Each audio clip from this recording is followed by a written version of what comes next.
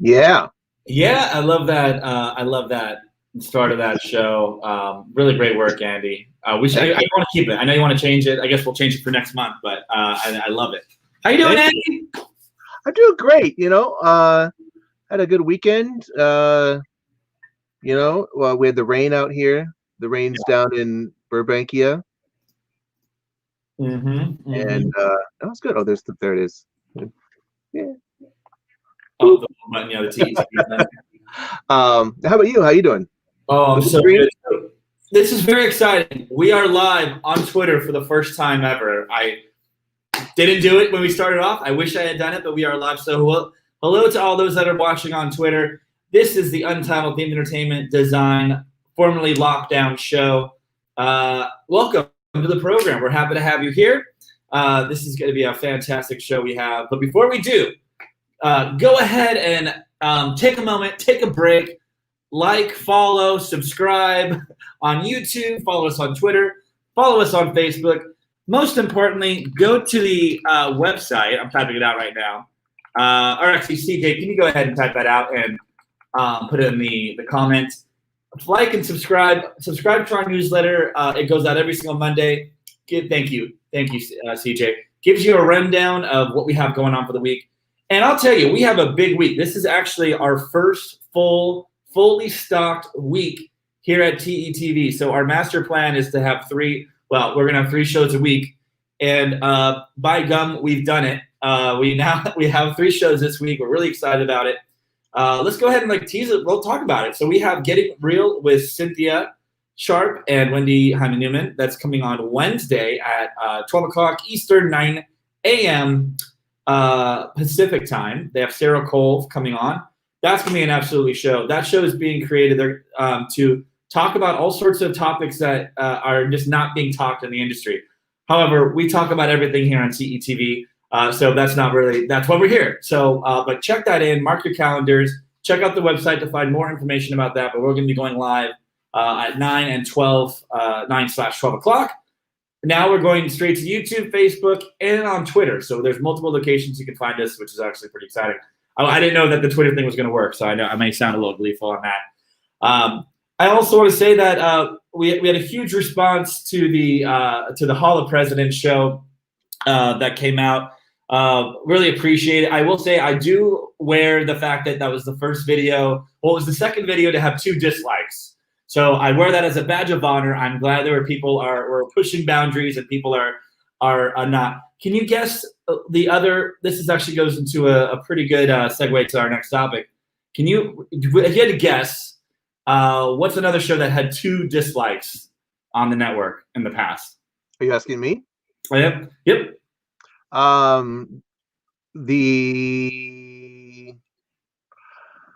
Wow, there's been so many.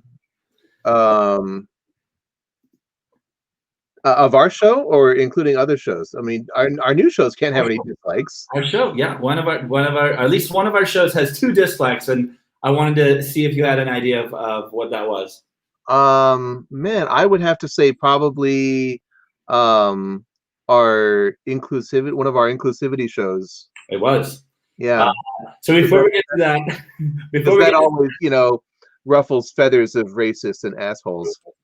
Yeah, exactly. Well, so speaking of that, hey, Cynthia. Oh, a surprise guest. A I have surprise no guest. idea what you were just talking about, but I can guess. Well, you know what? Yeah, I probably did As long as that. we did. Can you tell us about the Cynthia and Wendy show coming at 9 a.m. / 12 o'clock Eastern on Wednesday? Absolutely. Can you give us a little bit of a rundown? Absolutely. And thank goodness it's not 9 a.m. my time, because I don't verb well at 9 o'clock in the morning. I am super, super excited about the new Wendy and Cynthia show, which will be once a month on TETV. Wendy Hyman Nunes, winner of the Peter Chernak Distinguished Service Award from the TEA, and myself. This actually started because of her interview in the case studies from the Theas, in the digital case studies this year. And she was getting real, and she was being very honest about some of the deeply personal challenges she'd experienced in her career and the impact that had on her work life and how people around her did or did not react and be supportive. And if you watched that case study, you might recall that the chat window pretty much lit up with people going, I've never heard anybody talk openly about infertility or pregnancy loss and what it means in your career and what it's like working through that, either as the person whom it's biologically happening to or their partner. And just the outpouring of, I thought I was alone in this, was phenomenal and amazing. And so we are so delighted that we will have a show on TETV where we are going to get real about a boatload of subjects. Our first guest is Sarah Gohl, Executive Director of the Glazer Children's Museum in Tampa. And if you have not seen it on Twitter and Facebook, she and I are engaged in a throwdown because the Kansas City Chiefs are taking on the Tampa Bay Buccaneers in the Super Bowl. And rather than betting each other alcohol or something like that, we're fundraising for not-for-profits in each other's neighborhoods in a Super Bowl throwdown. So Sarah will be our first guest. We hope that you'll join us. If you can't be on for the show and participating in chat, you can always catch the recording on YouTube afterwards. Thank you. Well, Cynthia, perfect timing. I posed this question, so that's great. We're excited to have you. It's actually quite an honor to have the Cynthia and Wendy show. We're really happy about that, Cynthia. So congratulations on the first show. It was preempted by the inauguration, and I think we all can imagine that. It was a better. I was watching the inauguration crying. So. Watching Kamala get inaugurated. So, I was just talking to Andy about how successful and great our Hall of Presidents show, but it had 2 dislikes on it on YouTube. Mm-hmm. If you could guess another episode on the network that also has 2 dislikes, what would you say? And you were a part of this show that we were on. I was going to say probably the one where we were talking about cultural appropriation. I just shared the link, folks. We covered this topic. We've talked. This is in July. We've talked, been there, done that, talked about it. But today there was an announcement. I do recommend you going back and watching that episode. Really interesting, thought-provoking stuff. But the Jungle Cruise is being refreshed, so very excited about that. And Cynthia was quoted in the LA Times today. You know, if horribly racist as a critique on something out in the cultural zeitgeist is my snap quote for the rest of time, it's not the worst thing in the world. I am delighted by Disney's announcement. If you haven't gone onto the Disney site to watch the announcement and see what they're describing, I strongly encourage you to do so. It's a phenomenal new move on Disney's part for a couple of reasons. Number one, many people have been pointing out for quite some time that there are some horribly racist tropes in the Jungle Cruise, no matter how much fun the corny Jungle Cruise skipper humor can be, no matter what amazing things they've actually done developing the IP over the past period of time from the original ride. No matter how great all of that is, the ride has some deeply, deeply, deeply problematic elements. So number one, I'm thrilled that they're doing that. But also number two, I'm really delighted that they're not taking this as an opportunity to just sort of reclad it in terms of the movie, but instead continue to deepen and develop the IP as its own thing. You know, it's not they're not making it in service to the movie, which I think is a great move. I think it's going to give it long legs. I think we had the pandemic to thank for that, because the Jungle Cruise didn't come out this last summer. and it wasn't $1 billion movie, because if it was, you can bet dollars to donuts they'd have The Rock in there, with some monkeys and whatever. I mean, it would definitely, it would be in there. They would absolutely have done that. I don't want to derail the episode because you've got Kathy waiting in the wings and she's awesome, and I don't want to delay her anymore. But Andy, we can throw down in future prognosticating about that, because you have to wonder, has Disney, are they going to be more gun shy about incorporating specific actors into experiences? I'm looking at you, Johnny Depp. And that is definitively a problematic case, and now they've got this fantastic Johnny Depp Jack Sparrow animatronic kind of thing. Not that I think The Rock would ever engage in some of the behavior that Johnny Depp was found by a British court to have engaged in, but you run a risk when you put real people in a show. See also the Hall of Presidents episode. Yeah, I will say that, I'm not going to reveal my sources, but this has been in the works for quite a while. So kudos to Disney. This isn't just run around the block. And I did tweet about this angrily the other day. I don't take credit for that, but I'm happy that they announced it. And I will just say, I'm sure there are new updates along the way. I hope they do not do it in secrecy. I hope they make a point. So another thing that happened is they moved several of Dumbo, Peter Pan, and Aristocrats off the children thing on Disney Plus. So you need to have adult access to view it, because we know there's racist depictions in there. So they want their adults and families to have a sensitive conversation. As you said, Cynthia, this is a topic that we covered extensively in previous episodes, along the past year. It's in the comments feed. We'd love for you to check out that. And we're finally going to move on to a fun topic. Go ahead, Andy. Do you want to say something? Well, I was going to say, while we have Cynthia here, the other news topic was the Hall of Presidents, because you were on the show and we did the show, and they announced that it's closed and they're going to put in a Biden figure. So yeah, that's disappointing. Maybe they'll use the Biden figure to push sales of chocolate chip ice cream at the. The Mickey ice cream sandwiches, those Nestle Toll House ice cream sandwiches. Since he is now on the record saying chocolate chip is his favorite flavor, so so we'll see. And honestly, I wanted to be clear. We know that the Imagineers have a tall order when they get these assignments, and Cynthia and I had a chat. I mean, it was a private chat, but we do like that there are people in the room pushing for things, and maybe they're not going to get the whole 100% that we'd want, but they're edging things better and better. And this looks like a real thoughtful revamp. And we look forward to more announcements in the future, because they're going to be more. What do you guys think if Trump is successfully impeached by the Senate in the coming weeks? Do you think that they would still have his figure on stage? I don't know. Historically, he will still be a president if he is found guilty in the Senate impeachment trial. That is not and now we wave a magic Disney wand and 4 years of the Trump presidency did not happen. But he would be the first convicted, right? Convicted. Yeah. That's new precedent.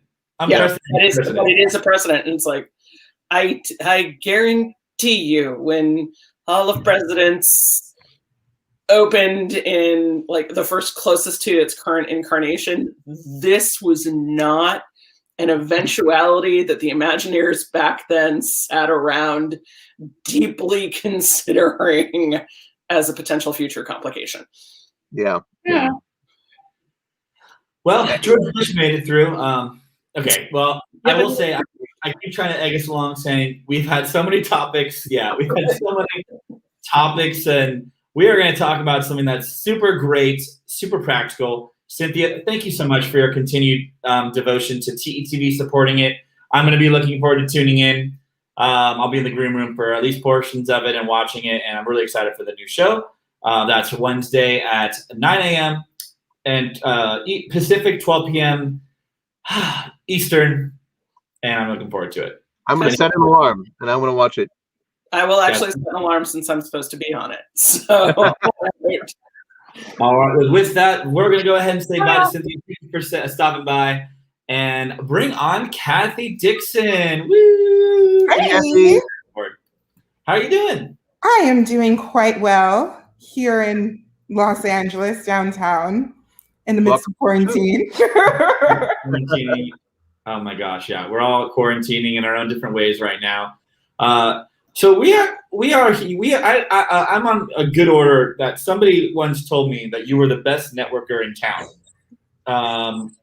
It was Chris Bradley, actually. I believe that's who told me. I know you know Chris Bradley. Yeah, I do know Chris Bradley quite well. Yeah. During his discussion, he was saying how he came out to Los Angeles and did the Gib Gab over at Engineering. And that's actually when I first met him. And also that was like right after that, not too long after that, we became coworkers for the first time. I've worked with him twice at this point. So it's yeah, that's where I met him as well. I met him the same day you did. Yeah. So we're going to talk about networking, and this is such a a very, very informative and important topic, because so much of show business, the business of show that we're in, is about how to network with people. People want to get the dream job. People want to do that, and we know that there are a lot of factors that go into play.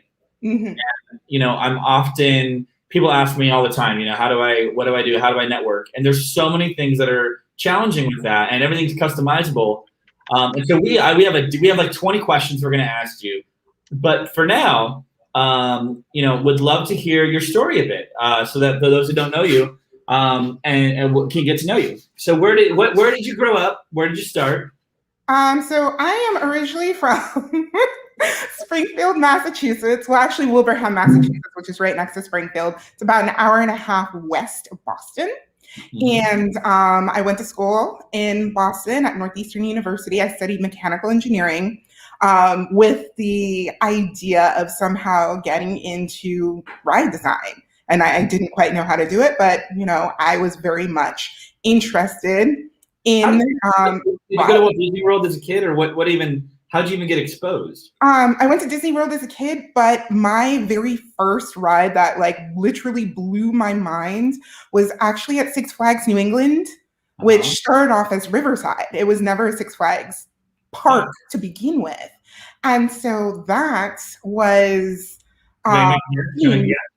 was the Houdini attraction? Yes, it was. It was Houdini attraction.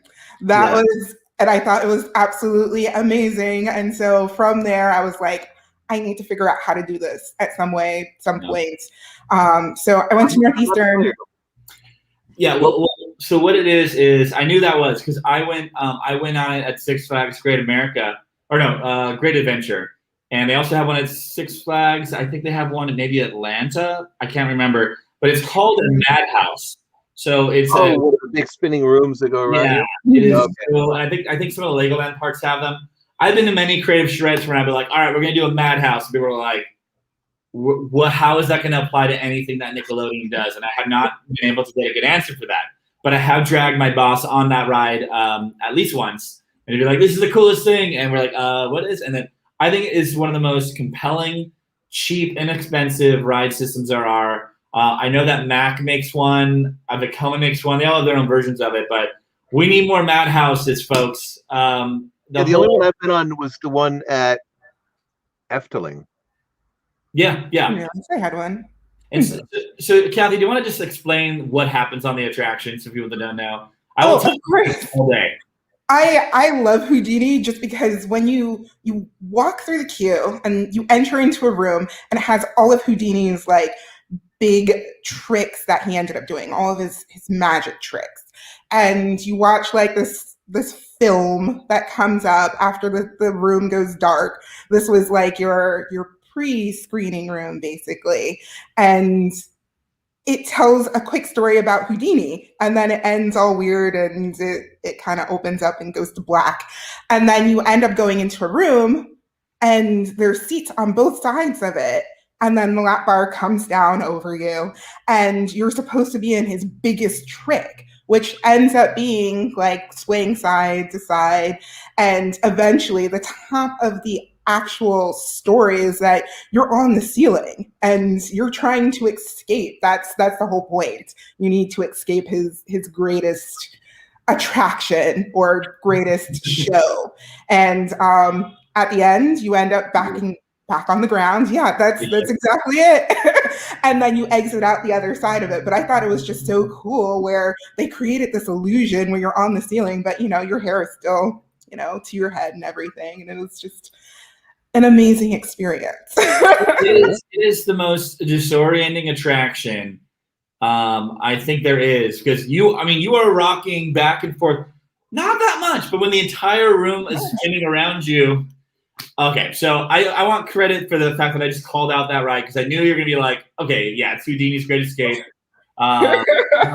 So you got inspired by that. Like, I want to design these. I think mine was probably more like Fantasmic and Indiana Jones Adventure, or Star Tours, because I was an LA kid or an Orange County kid, but I love those. I like hearing about what inspired you, and just like it's always great to hear there were designers of that, and they inspired you, which is so cool. Which is why we do what we do. So you were there, and that makes sense because you're in Massachusetts and all that. And so now, please continue your story. Oh, yeah. Okay. So I went to school over at Northeastern for mechanical engineering, and it was kind of interesting. I was part of the National Society of Black Engineers, and it was BESS, Black Engineering Student Society over at Northeastern. And they did a trip, and I got called the night before because there was a spot in somebody's car to go to Six Flags, New England, and go and see backstage behind, a lot of their roller coasters and things like that. And then just got to spend time in the theme park, which was a lot of fun. And so I went from there and I studied abroad in Copenhagen and realized that industrial design was part of their engineering program, which was really cool. And so I went from there and ended up over at SCAD for their themed entertainment design program, which then that's where I learned a whole ton about networking and how the industry ends up working. My professors were some of the best mentors and some of the best people to connect me with other people within the industry. And that was Mike Devine and George Head. And that's how I got involved with going to IAPA and the TEA and a number of the different people who helped me get my start in the industry. So I was part of a class that sent me through Walt Disney Imagineering in Florida. And I did a lot of networking when I was there. And that's how I landed my first internship directly after graduate school as a project management intern with Walt Disney Imagineering in Florida. What was your first internship? I'm sorry, what was it?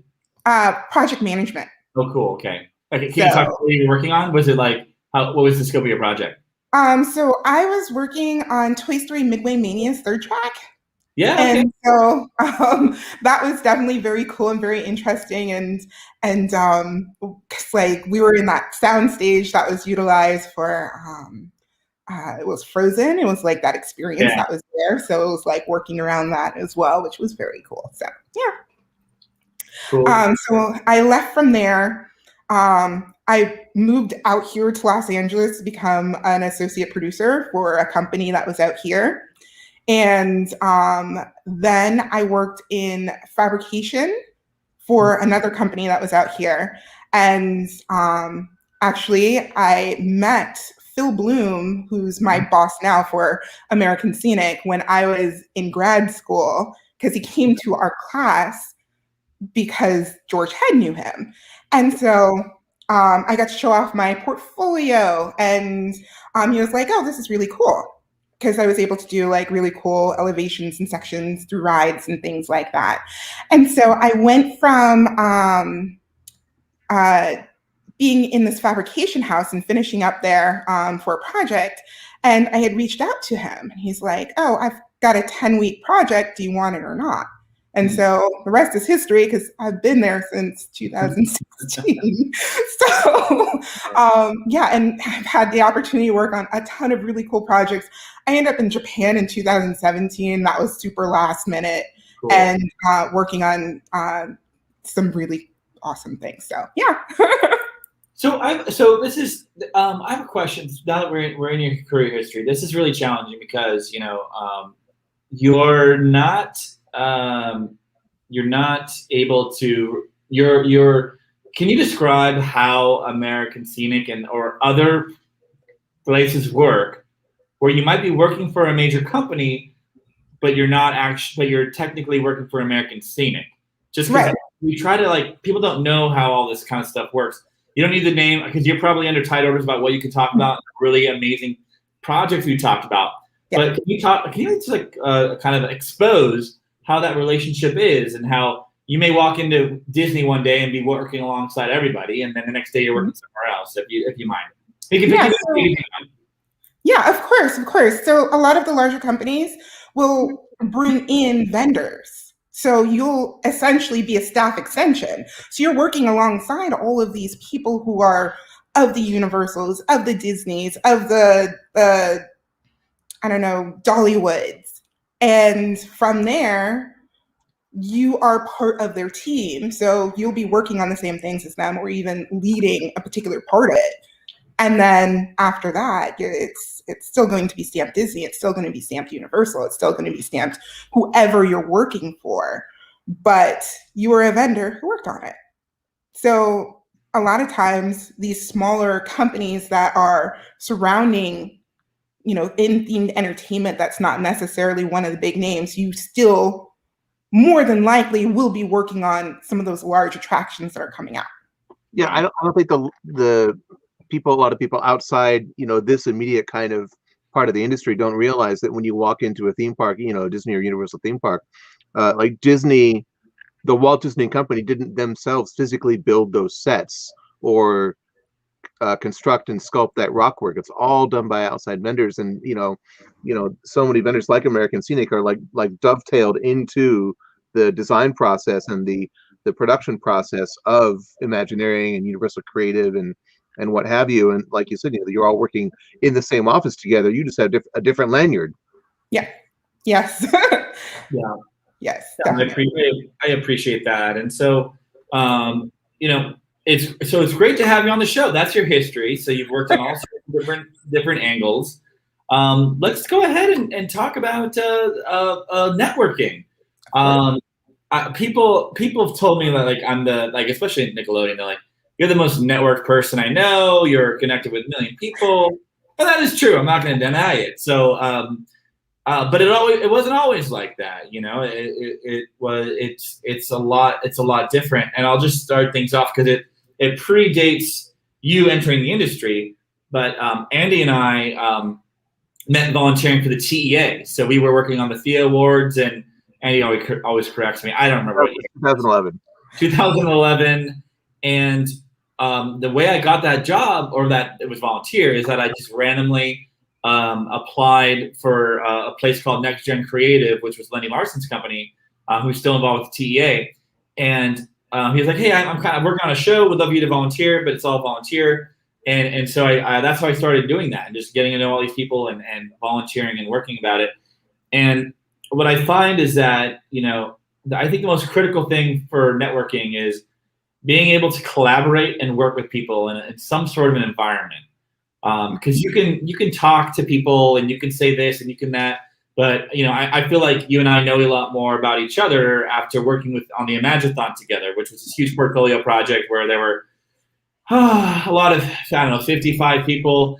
It was last quarter. It's over now. But I learned so much about all these people. And same thing with the TEA, the THEA Awards, right? I learned so much about the business and by working with it. I have a similar story where, when I first started off in the industry, I started meeting a number of people through networking, and I volunteered for the THEAs. That's how I first got to Los Angeles. I ended up needing to fly home for Christmas and gave up my seat. So I had a $450 voucher so that I could actually come out here. I crammed into a room with 4 of my friends, and we were here for the week and volunteered. And so that's how I was able to experience, the THEAs for the very first time, and got to meet a lot of people being a volunteer. And when I started, day one, no Next Geners were there. So Yeah. I was like one of 3 next geners in the entire room and had the chance to go through a network and speak to people that way too. I think I remember that. I think that's when I met you. That was like 2000. And that Yeah, was in 'cause I 2014 or something. 14. Okay, cool. Yeah. Well, and yeah, I'll say 2014. what's so funny about when I ever hear the word next gen is that, and I talk about my history, is that, oh gosh, it wasn't George Head, it was somebody else. He was talking to me, pontificating about how they're going to do a next gen program with the TEA, and I'm like, that sounds great. I'd love to be a part of that. And it was the TEA, so they were like 3 years out from doing it. And so I say that with love. I say that with love. Oh, And they originally, and they launched a great program, and we know that the next gen has helped a lot of people, and there's a whole, a group of people that were the next gen. I just like, I laugh and I'm like, oh yeah, you were next gen, right? And I'm like, nah, I kind of like leapfrogged it. And because I graduated in 2009, Kathy, and there was no opportunity at all in the industry. So we actually met, Kathy, which I think is really important, at a TEA Next Gen Give Gab. So SCAD, which is really remarkable, and we know that SCAD is very connected, and there may be some, we can keep it positive, but they were able to shuttle people up to have a week at Imagineering, and maybe like a little bit of like Universal Creative, and then you do a Give Gab event. Is that true? So how did that come? So the Give Gab was not part of that when I started it. I went to the very first Give Gab. I learned about it and I was like, all right, I have to somehow get from Savannah to Orlando. I did it same day. Like I printed off my portfolio as I was heading to the Give Gab. So I rented a car that time, drove to Orlando and went to the very first Give Gab. And that's where I met you, I think, Patrick. Yeah. That's when we first met. And I totally remember you, by the way. I know it was like 8 years ago, but I totally remember it. Yeah, and I met a lot of people who I even like work with now. So that's kind of cool. So for those of you that don't know, we're naming off a couple things that might be a little insider. The TEA is the Themed Entertainment Association. CJ, go ahead and just shoot a link, TEA Connect. Keep TEA the URL is silly. Sorry, I'm not trying to disparage. I'm the VP of the Eastern Division Board. I just got off a TEA call like 3 hours ago. It is TEA-connect.org, I think. That is a TEA. And then the THEA Awards are like the Oscars for the industry. So I presume you are probably a part of some award-winning projects this year. Kathy, maybe, but you can't talk about it? Or yeah. Andy was definitely a part of several. Which one? Yeah. Which one? Give Gab was so this is actually really interesting. The Give Gab event was, it started off with John Paul Gertz and myself and somebody that may be a Next Gen committee. I don't remember. Ariel, wasn't she part of it too? I think this predates that. This is pretty early on.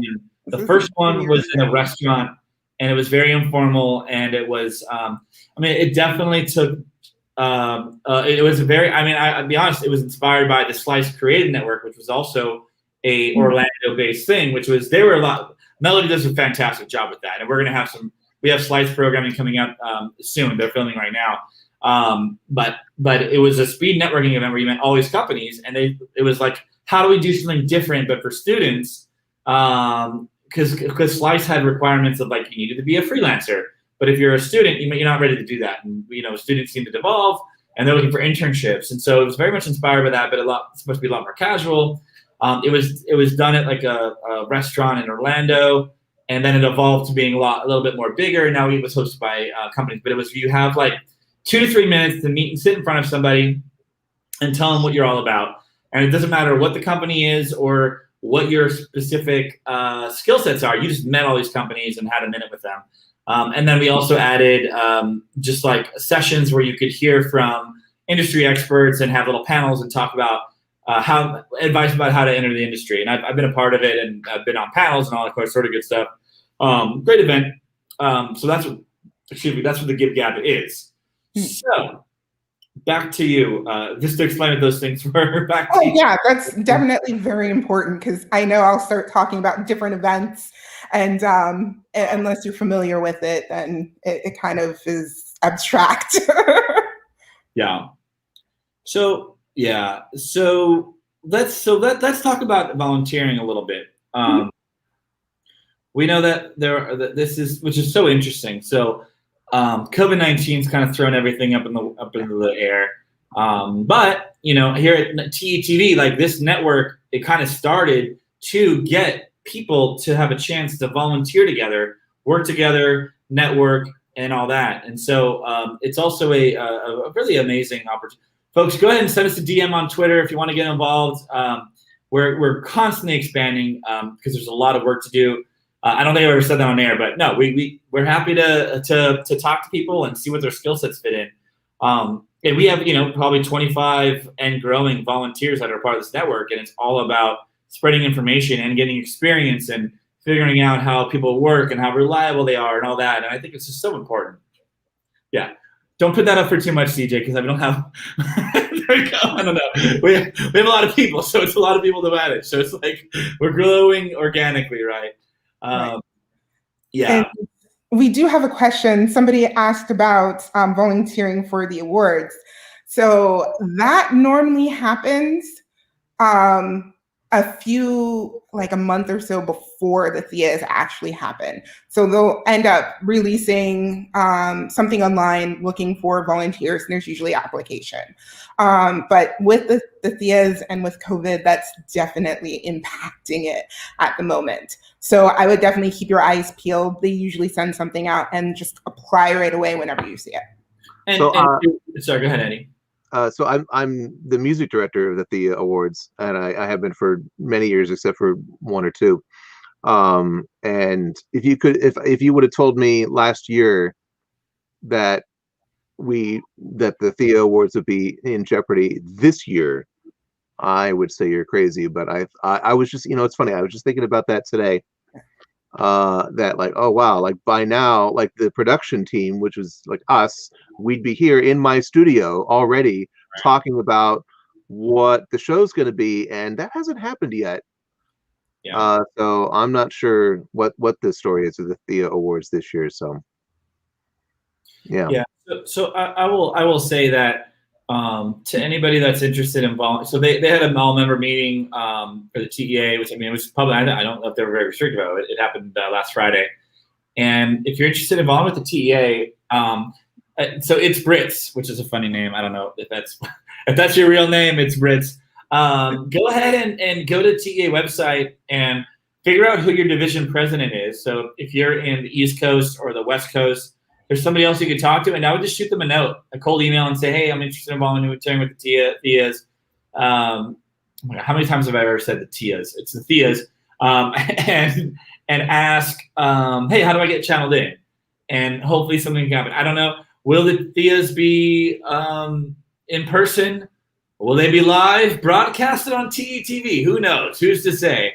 The opportunities are open, and we're happy to host it, which would be really fun. I think it'd be a fun way to do it. So what I will say is volunteering is important. So let's just go ahead and where should one even start with networking, Kathy? A lot with the organization. So we have talked about the Themed Entertainment Association, and we've also talked about the Slice Creative Network. IAPA was one of the very first conferences I attended. So we don't know if that's going to happen this year, but definitely another really good one to go to. And I'm not sure if we have anybody interested in museums. There's the American Alliance of Museums, and also anyone who's interested in engineering or anything like that in terms of the technical side of it. I've also attended the ASTM Committee F24 meetings that happen, I think it happens twice a year, but I went to the one that was in Fort Lauderdale back when I was in school.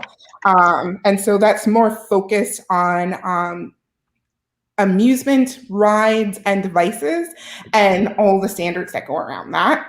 And those are just like some of the top ones off the top of my head that you can go to and start getting involved and signing up. And with COVID, there's fewer opportunities to really connect with people because, in-person events aren't happening.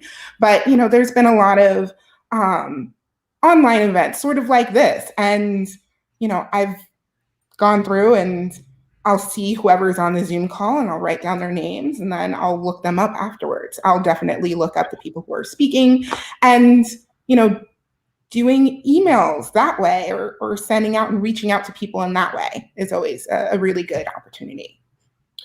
So yeah, IAPA is the main networking event of the year for me personally. I've been going for years, and I mean to the point where several years I've gone and not even gone to the show. I just go to get a condo and I sleep during the day and I go to the parties at night because as you know, yes, the parties at IAPA are where that's where the big networking events are, and that's where the deals happen.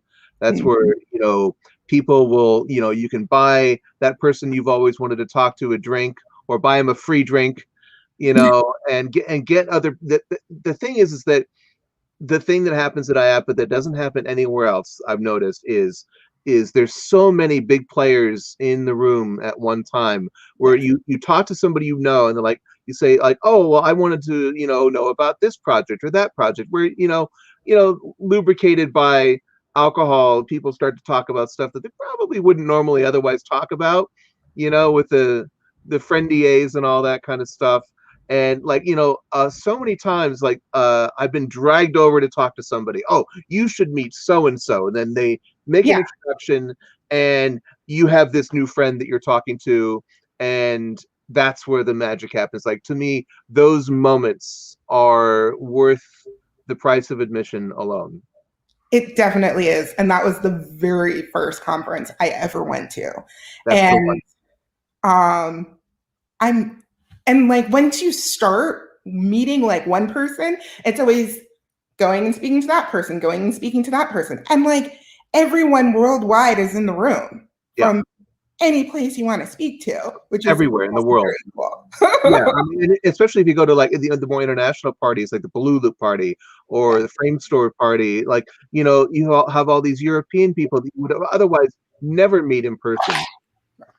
And meeting them in person is, I think, one of the great tragedies of last year for people new to the industry, where you would have normally gone to IAPA and been like a debutante, if you will, and be like, oh, here's my new friend. They're new to the industry, and then suddenly they know everybody, and that's how that works. And it's I haven't seen anything that really comes even close to that right now. Well, I think. Sorry, go ahead, Kathy. Oh, go ahead. I think it's time, Andy, that we make the big announcement that whenever IAPA comes back, we will have a TETV get-together party of some kind, bringing everybody together. So absolutely, put it on your calendars. We've been talking about that since I think day one of TETV. It's now we have a real reason to have a party. Yeah. So we will do that. So stay tuned. It's going to be all inclusive and all fun and just a great thing. So we're looking forward to that. Fun too. Yeah. It's always fun. I mean, we don't have buying out Epcot money yet, though. So maybe we can buy out the Madame Tussauds. That probably is too much. So I want to just say that we talked about IAPA and all those types of TVs, all inclusive. Speaking of that, what is the best way to connect with new people in a virtual COVID world? So you touched on emailing people and things like that. Now it's a little bit different. Do you have any tips? In terms of within the COVID world, yes. Okay, so I say you can go ahead and email people. That's one way of doing it. But when you are on any of your calls or anything like that, and you see people and you do your research, and you're like, oh, it would be great to reach out to this particular person. LinkedIn is definitely a very good tool to utilize. And, you can add them as a friend. And I've had a number of these coming into my LinkedIn. And, you can add a quick little note, who you are, and it would be nice to connect. And if you can actually send, if you have InMail or something like that, and you're actually able to send a message to them, and this goes for emails as well, I say give yourself an introduction of 2 to 3 sentences of who you are, and then get to the meat of why you're reaching out to them and that you want to, connect with them in some way. But I wouldn't make it generic. Definitely go through and make sure you show that you've done your research. If it's like an engineer and you are an engineer, you want to speak to them about how they got into the industry and you are recently graduating, or you're making a move in your career or something like that. And I think that's also a very good way of reaching out to people, but no generic. Don't do that. Yeah, and I will just add to that, like I will answer any LinkedIn message I get. Sometimes I forget to. Sometimes it gets stacked up. But just saying, hey, I think you mentioned something that was really perfect about like seeing people that are on panels and saying, hey, I saw you, and look, folks, I saw you on TV. Thought you did a great job. Love to just, if you have a moment, love to chat or would love to hear your story, whatever. People are very great. Most people are very gracious with their time and are willing to chat with you. And I think that's all. It's all about that. I've talked to at least 150 people this year. Yeah. That I did not know. I've spoken to a lot of people as well, and I don't think it was 150, not yet. But you did talk. You did a Magic-thon, so you were talking to like 55 people at once. Yeah. So, and I've spoken to a number of those participants even afterwards, and still speak to them.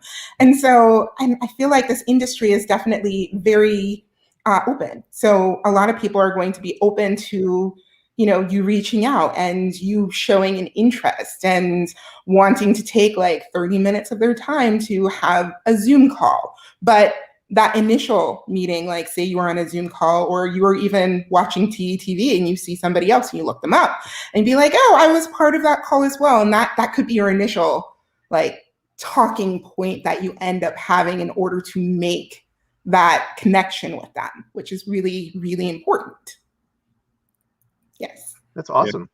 Yeah. I think, welcome back, Andy. I think that is, it's such an interesting thing. I always, that initial contact with somebody you don't know, a stranger on LinkedIn, it can be very intimidating, right? That first email, it can be like, what do I even say, or how do I say it? Do you have any advice about how to break through what I like anxiety around that in a virtual world? It's one thing to just kind of like bump into somebody at a networking event and say, hey, I'm Patrick and I'm this. But what do you think? I feel like it's intimidating, but there's parts of it that's far less intimidating because you're not face to face with that person. I feel like there's a little bit less pressure, and that you're able to go through and choose your words and submit something that has some thought to it, which is really important. A lot of times it's just come up with something, send it out, and it's left up to whoever you sent it to respond. But I don't feel as though there is any roadblocks that should be there for hitting the send button. Just put together your thoughts and then send it on out. And, most people are very open and very honest and more than willing to offer like 30 minutes to do, a follow-up Zoom call with you and chit chat. And, that's how you're going to build that rapport. So I wanted to say real quickly, if you have any questions, I know I have a lot of people watching right now across all mediums, Twitter, Facebook, YouTube. Appreciate all you watching and following. If you have a question, just go ahead and type it in. And speaking of that, we have a question from the audience from Shannon Campbell. Do you have any advice on how to maintain relationships after making a first or second or even 10th in-person connection? How do you build those connections outside mixers and maintain them? So very good question. Hi, Shannon. So a number of times you'll end up connecting the first time, and now that we are in a COVID world, it's not like you're going to see them at mixers that would happen like 2 or 3 times during a month. So generally, if you touched on something that was very interesting in your discussions with them, maybe it was something that reminded you of them and you wanted to go ahead and reach out. I have a colleague who's very interested in Indiana Jones. So something came up and I was like, oh, Indiana Jones, that's really interesting. I'm sure this person would like something about it, like to know about it. And then you reach out to them. And then it's like this whole back and forth thing that ends up happening. Instagram and Facebook has also been really a great way of connecting with people in the industry during this time, because now we're posting things like baking bread and like the fun things you used to do. My Instagram was usually filled with a new photo every couple of days, just because I had a hashtag that was excellent life decisions with Kathy. And so people would see me I afterwards. remember that. Like, That was great. your excellent life decisions in a while. So yeah, so I feel like connecting on other platforms and sending out and reaching out on based on things that you talked about or have an interest for. I had someone send me something randomly about Lenny Kravitz because they knew I loved Lenny Kravitz. So that was very cool. Yeah, I agree. It can be really awkward of just like, what do I say to this person? You don't want to email somebody every week. But like if you want to be sincere, so like my recommendations to all of you out there is if you have something to say to somebody you admire or somebody you're interested in, is to send them something that's relevant to them, like you just said, right? I always say a TETV, which is like, yeah, say, hey, I thought this was a really interesting topic. I have that all the time, and I'm like, I appreciate that. That's cool. But I would also say, do interesting things so that you keep having interesting things to say to people. So if any of the students or any of the young professionals that were part of the Imagiton Challenge said, hey, I have a new project, I have a narrative, although I will say I didn't review any narratives at all in that entire project. That's a whole other bag of worms. But I would love for you to talk to you about it. Like, I think that that's compelling. Hey, I have a project I'm working on. Love to do it. So if you're doing these types of things and you have something that you want to show people, I think will be responsive to that. And very much so. And I think that we also need to acknowledge that you can be posting interesting things that you're doing on LinkedIn. And so people are like, LinkedIn is a desolate wasteland of content where there's like no content at all. And so you can shine very quickly by doing something very interesting, posting a project, posting even your thoughts on it. Like, just what's your thought on this? Something's happening in the industry. What are you thinking about it? How are you amplifying people? And if you're being of service to others and you're chatting with them, you have things to talk about. Andy, what do you think about this? Yeah, I think an important thing to keep in mind for new people to networking is that remember that other people are also people. They're people too, and that like other connections aren't other people aren't like slots that you put coins in and you expect networking to come out, or connections or jobs or projects or like whatever. But I think especially right now, since we're not meeting people in person, everything is this sort of parasocial relationship where you're not actually meeting people and getting to know them in person and like maybe going on a couple of rides or going to lunch or dinner with or anything like that. So there is this wall, this fourth wall that's between all of us, and it's hard to overcome that. And I think, like you said, do interesting things and be interesting so that people have something to latch onto when you first talk to them, so that you can say you can have something interesting to talk about that's not too personal. Right. You don't want to talk about like oh, how's your sick dog or whatever. You can't unless you're like really good friends with this person. Then it's just the big advice that I have for people starting out networking is don't build a network, build relationships. Yes. And look at every person you're talking to and find out something interesting about them. Yeah. That you can relate to. So, question, very good insights, and that's some fancy typing, CJ.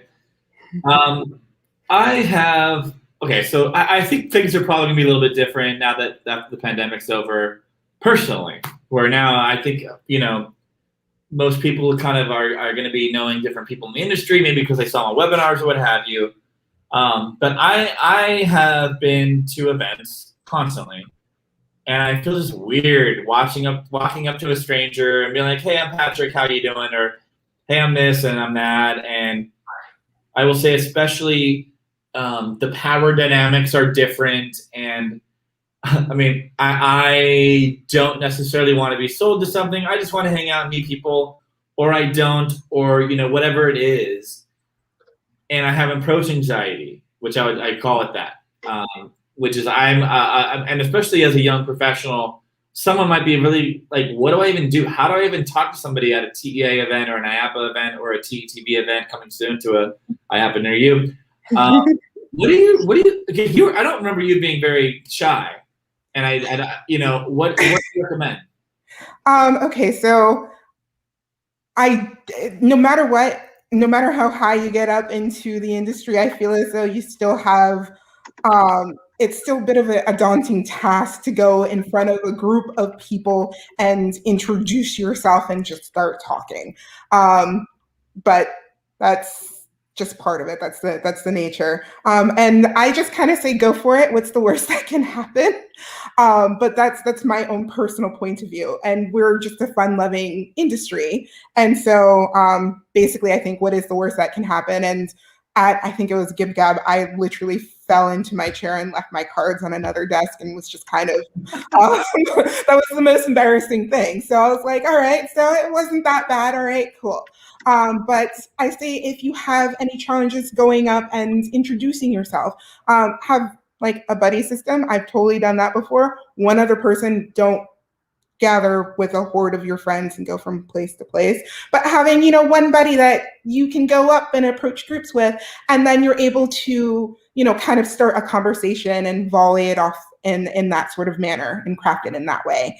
And then once you get that first intro, it's always very cool to have that person who you're speaking to, that you've already started this relationship with, introduce you to somebody else. So they're like, oh, who else can I speak to? And they're like, oh, you should meet my friend, this person. And I've done plenty of those intros after I've spoken to, a new entrant into the field, or speaking to a student and doing it that way. Which is definitely very cool to be able to go from network to network and be like, oh, I know this person because I met this person. Yeah, that's what I was talking about. Like at IAPA, it's just like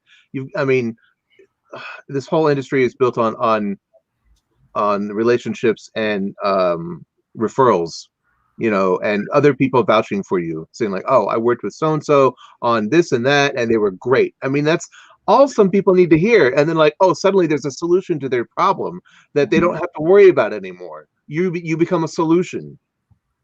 Yeah, and I will just say that I think it's an interesting thing of people are at a networking event and everybody has different demands, or they have different needs, and like somebody who's there as a business professional might be looking for business. Somebody who's a young professional not working, or a student, they all have different things. But I think that we're all just like trying to just pick up on vibes of like, are you a cool person and can I have a conversation with you?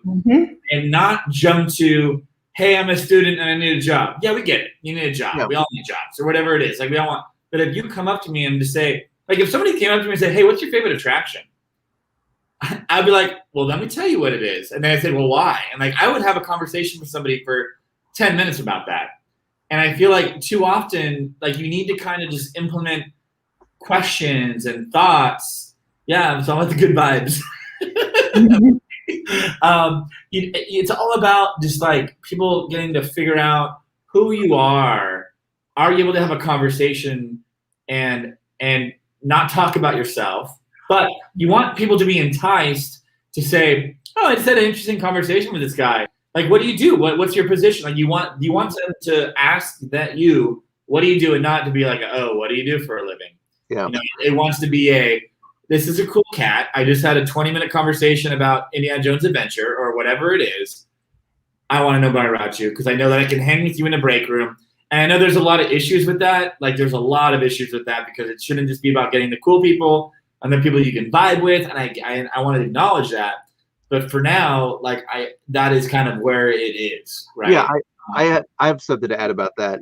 I think certainly I've been in the entertainment industry for my entire adult life, going on 25 years now, and a lot of times positions are. I mean, I think there's an opportunity here to talk about networking as it relates to personality, because when you engage someone in a creative capacity or any other capacity as someone that you're going to be engaging with on a sometimes daily basis, and certainly for in themed entertainment development time for years, um, you tend to want to have people around you that you can stand to have around, that you like to have around, and being the kind of person and having the kind of personality that people want to have around, I think is unfortunately important. And I think that a lot of decisions are made based on personality over talent sometimes, like, oh, like, this person could draw, they're fine, but like, oh my God, they're so much easier to have around this other person who is like, has already been difficult in the interview process or anything like that. Or, and nobody wants to be branded as like difficult, and unfortunately that could be translated from a lot of really different problematic ways, especially especially if somebody, especially a woman, is like assertive in what they want, and that could be really misinterpreted by toxic male environments and people like that. And it's a difficult subject to talk about, and we're not going to get into that today. But I think that it does, a lot of things come down to personality, and networking is a lot about personality. And I think that in the COVID times and the pandemic, where we're all just talking about through emails and private messaging and stuff, I think a lot of that it's starting to go away a little bit, and it's starting to be a little bit more merit based, rather than just personalities. But I think it is still important. Well, and I think that the personality has a lot to do with the position that you are doing. So if you're going to be somebody that's or a graphic designer or a mechanical engineer or whatever, maybe, I hate to say you're a little bit more siloed, but if you're a little more siloed, yeah, it can be very talent based. If you want to be a project manager, you need to charismatically lead a team, or you need to be able to lead people in a way. If you're going to try to go on the art director, creative director route, I think there also needs to be a little bit more of a, charisma or a little bit of like tenacity with that. Go ahead, Kathy. What do you think? I mean, I feel like part of that is true. At the same exact time, I do believe if you are even in, if you're an engineer on a team, you still have to be able to speak to the rest of the team, right, and be able to relay the information of whatever your team is working on at that particular point, right? So there's been plenty of times where I've been on a team where we've got the full gamut of the departments, of all of the trades that are there, and we have to end up working together. Right. No, can't be that difficult chink in the chain, And we say that still chink. Is that okay? I don't know if that's the right. No. Okay. Clayton has this question. It kind of is a perfect segue. As an engineer major, what is a good way to find engineering internships in entertainment? Now, have you ever done anything engineering related in your work, or are you mostly project management, creative design? Mostly project management, creative design. Yeah. So do you have any advice for Clayton with that as an engineer? It's very specific, but you came from that. Right. So a number of the larger companies will end up having engineering internships that will come up and out. There's the ASTM F24 that you can go to as well. That's a really good location to end up doing networking. And let's see, who else does it? If you search any of the companies that are here in the United States, that's the unfortunate thing. A lot of the manufacturing won't even be here in the United States. They're mostly outside of the United States if you want to do like a roller coaster like Vekoma or something like that. I would do some research on some of the other roller coaster companies that are here. Like I know Premier Rides, Oceaneering ends up doing a lot of internships. Disney does a lot of internships. Universal does a lot of mechanical engineering internships. And I'm trying to think who else does engineering. But those are the ones I know. Yeah, I mean, virtually any company has some sort of design engineering component to it, right? Like, even a scenic fabrication company needs to have wind loads and figuring out what's going to happen. So anything beyond creative intent is going to have engineering involved in some way. And so what is a good way to find an engineering internship in theme entertainment? Get on LinkedIn, connect with every single person you can find at an engineering company, and post as many interesting projects as you can. They're going to capture some imagination. I've had people do like ride system stuff. I do that. And start talking to them. Say, hey, I'd love to just chat with you about what you do. Because engineering, we know, can apply to so many different fields, right? So many different versions. You can be ride systems. You can be audio animatronics. The list goes on and on about what engineers can do in this industry. And it's like a very tangible task, which is really cool. So, Clayton, yeah, I would go back in the backlog of TETV and watch some of our episodes that we've had, especially so you're about to graduate college, where we've had engineering companies, or they have that, like Whitewater West. We've had Animax on. What's that? Animax. Yeah, yeah. You mentioned, and just I would honestly LinkedIn those people, say, hey, I saw you on TETV. You were fantastic. I'd love to chat with you for 20 minutes, and just definitely do that. What's definitely that? Do that. Yeah. So we have another. Yeah, think of us as your buddy dragging you over to meet them at a party. I tell people that, like, I would do that. If I was trying to get a job in the industry, I would see somebody on a panel or on a whatever, and I'd say, hey, I saw that you did this. It was fantastic. Which is sincere, because you enjoyed it, and see, what did you enjoy about that? Oh, I thought it was really cool. For those that are watching, you should all LinkedIn Kathy and say, hey, I saw you on TETV. It was fantastic. For me, feel free to follow me online.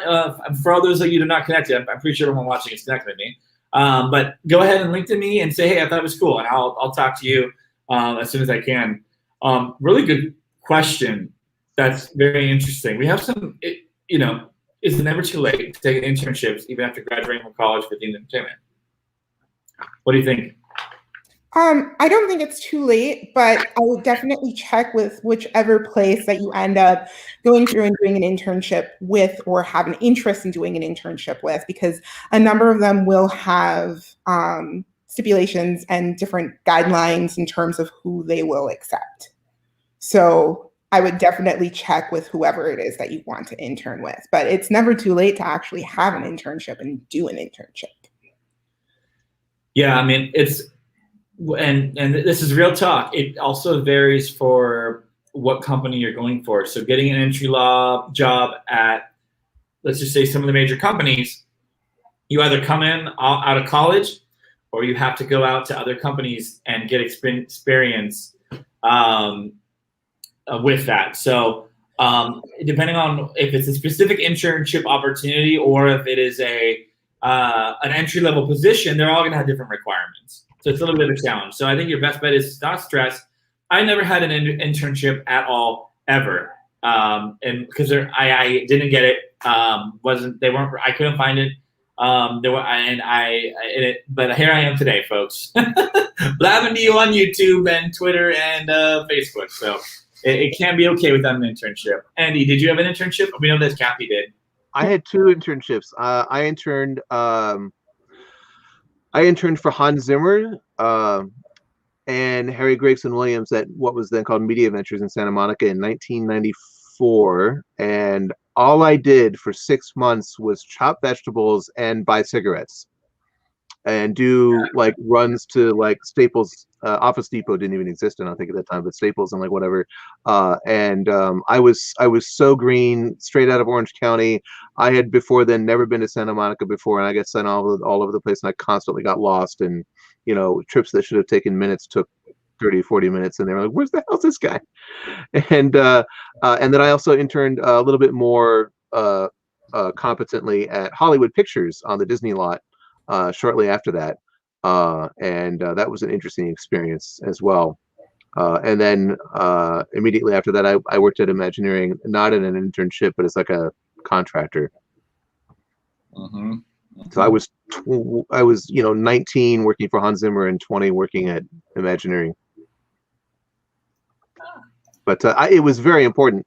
I would say the thing that I learned most at both internships was not anything about the work or the job or anything like that, but moreover, for me, coming out of Orange County and being very, very sheltered and not exposed to a corporate environment ever before, was mostly how to behave, how to talk to other people, how to be professional, how to be responsible and reliable. And those are hard lessons that I had to learn, and, I'm thankful that I had some very patient people that I was working for as an intern, and they would take me aside and be like, look, you can't say that, or you need to, dial it back a little bit. We know you're excited to be here. So, I think that that's a importantly overlooked aspect of internships, for people. Certainly, I mean, there were no inroads to the industry like that really at all, back, 25 years ago, that I really, I mean, I got the Hans Zimmer internship through a friend that I worked with at Guitar Center, and I got the Hollywood Pictures internship by responding to a pull tab ad at the USC School of Cinema, and I was in the music school, but they brought me on. So I want to comment on this, which is to say, waiting for Disney to open up their internship program again. What we're hearing about at TETV is exposing all the different types of vendors and companies that are a part of the industry. And, you may think that a lot rides on getting that dream internship at Disney. And we have people on the network who had internships at Disney and Universal, which is fantastic. But there are a lot of opportunities that are going to come up after the pandemic of jobs that are outside of it. So make sure you do your research and just see other companies that are out there. Don't be so demoralized if Imaginations is canceled or if whatever is canceled. We'd love to have you be a volunteer here and be a part of the network. There's a lot of ways that you can contribute that don't rest on a Disney Universal creative internship.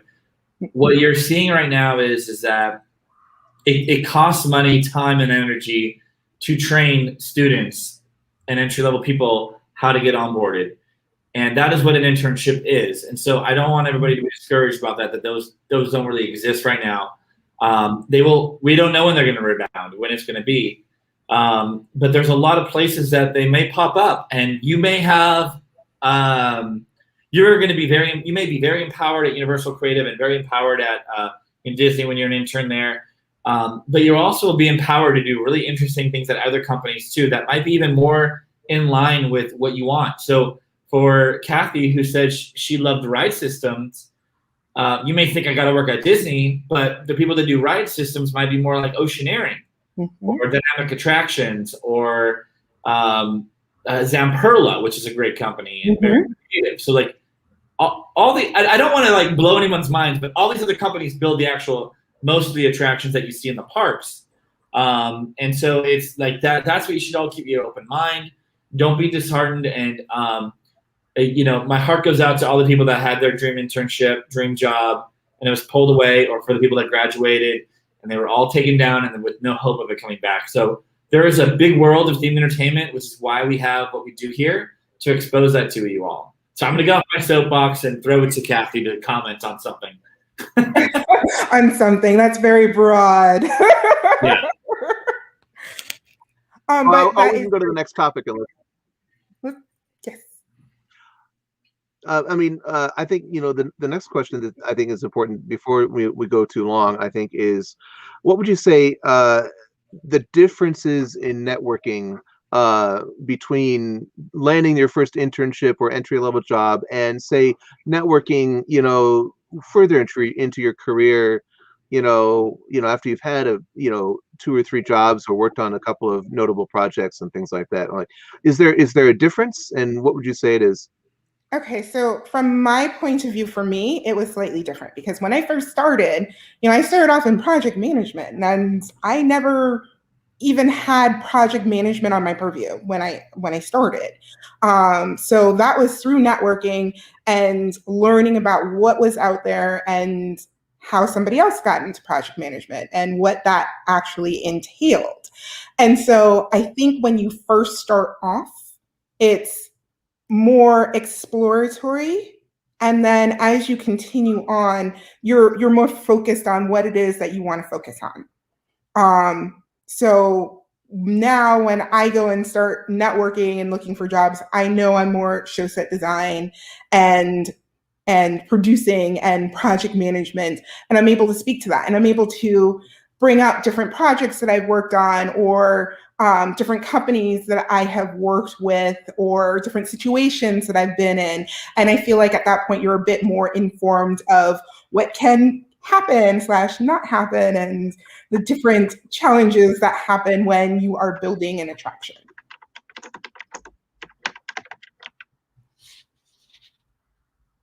Patrick, you're muted. Yeah, you're muted. All right, fill out your bingo card, folks. The virtual world unmuted. Sorry, I'm just like drinking over here, so you don't have to hear it. I'm kind of Andy. What do you think about this? So you're in a very interesting world. We have a very specific job. You're one of, I mean, you're kind of like on the Supreme Court of people that do music composition for the industry. And I would say, not going to deny that. You're not going to deny that, or you are? I'm not.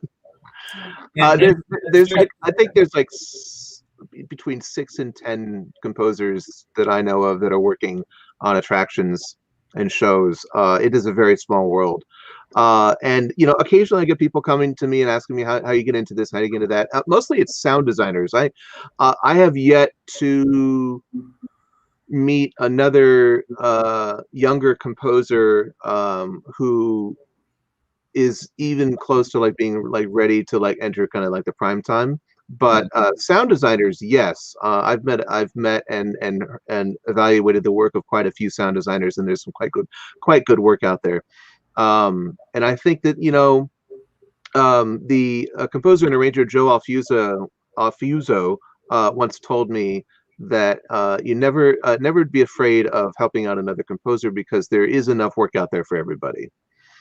Which is true. And the older I've gotten, the more I realize, yeah, it's just like, okay, I've been able to sustain myself doing this for better than 20 years now, and I've found that being friends with other composers and arrangers and sound designers and mixers has only helped me, really, for the most part. I'm friends with people like John Baker and Lou Fagenson and Carl Johnson, and and working with like Joe Alfuso on the Universal Japan Christmas stuff years ago. It's just, a lot of people can give you like really good advice, or you can also trade techniques, and like John Baker and I talk about like gear all the time, like what gear we take on site, because he does site mixes. Sometimes he's frequently site mixed my music, both at Warner Brothers World Abu Dhabi and the Marathon of Mayhem show at Universal Orlando for the Halloween Horror Nights. He's mixed my music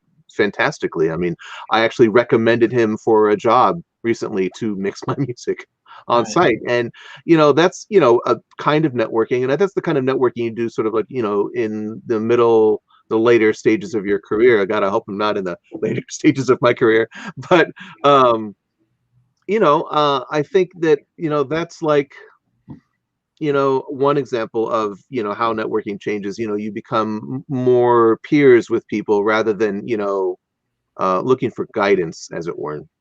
Yeah. So for me, I'm sorry. Sorry, go ahead. No, this is great. This is great information. And we have no end date. We have no ending time on this. We're TUTV. We go all night. What are the differences between the way you try to network to land your first internship versus a position later in your career? So we've kind of touched on things a little bit different. When you're a student or an entry level person who maybe didn't go to college, which is absolutely fine. You are looking for people. I'm looking for people with passion about the industry. I do have a lot of meet and greets with people who are like, yeah, I'm just kind of figuring out themed entertainment, and depending on kind of who they are and their vibe, I'm kind of like, yes, we want you, come into it. If it's like a demographic that's not covered, to be honest about it, if it's another white kid, I'm like, cool, we got a million of you guys, so you're all good. You know what I mean? And so I want passion. I want people that are like interested and are bringing the perspective. And this goes across anything. If you are a young student that is going to be bringing a new, fresh take, I want to see dynamic things on your LinkedIn. Yeah, LinkedIn me, find me, see me at a networking event. what is the future of the industry as you see it? Say interesting things, share interesting things, amplify voices. If I see somebody that's doing that, that's going to catch my eye, and I'm going to want to build a relationship, like Andy was saying. If you're now look, if you're later in your career, like I would say that Andy and myself and Kathy are, you have a brand, a personal brand. I have a personal brand. Andy has a personal brand. Kathy has a personal brand, for better or for worse. And I kind of want to ask that as a question, which I think is good, which is to say people are going to know who you are in some way, whether it was just like Andy was saying earlier about people are going to say, hey, who do you know who does this? Or what do you think of this person? Or I need a person that does this. But personal brand is so important. And now more than ever, you need to be authentic of who you are, and that should be shown into it. Kathy and Andy, I would love for you to comment on just the personal brand aspect of things. What say you, Kathy? What would you say is your personal brand? Visually, I tend to wear polka dots at every single event I go to. That's true. This is very true, because when I first started off, I would send thank you notes afterwards and send like connecting and notes and stuff like that. And I don't generally think that people are going to remember me in terms of people faces, right? And so I'm like, the girl in the polka dots.